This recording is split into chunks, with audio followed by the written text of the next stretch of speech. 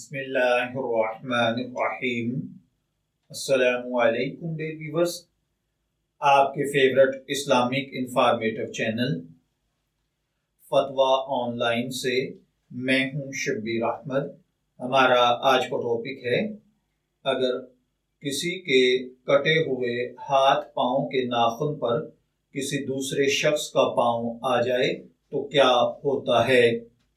عام طور پر بزرگوں سے، بوڑھوں سے، بوڑھیوں سے یہ بات سنی ہے کہ اگر کوئی آدمی ناخن کاٹ کر پھینک دے، وہ ناخن ہاتھ کے ہوں یا پاؤں کے، اور اگر کوئی گزرنے والا ان ناخنوں کے اوپر سے گزر جائے، اسپیشلی اگر اس ناخن پر کسی کا پاؤں آ جائے، تو وہ شخص نہ صرف یہ کہ جس کے ناخن ہیں اس کا دشمن ہو جاتا ہے، بلکہ وہ خدا نخواستہ فیوچر کے اندر اس کا مرڈر بھی کر سکتا ہے۔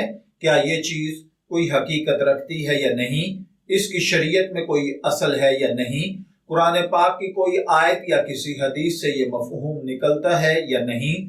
تو دیکھیے بھائیوں اور بہنوں، یہ محض توہم پرستی ہے۔ قرآن پاک کی کسی آیت سے، نہ آقا صلی اللہ علیہ وآلہ وسلم کے کسی فرمان سے اس قسم کی کوئی بات ثابت ہے، لہٰذا یہ غلط العوام ہے، اس کا شریعت سے کوئی تعلق نہیں ہے۔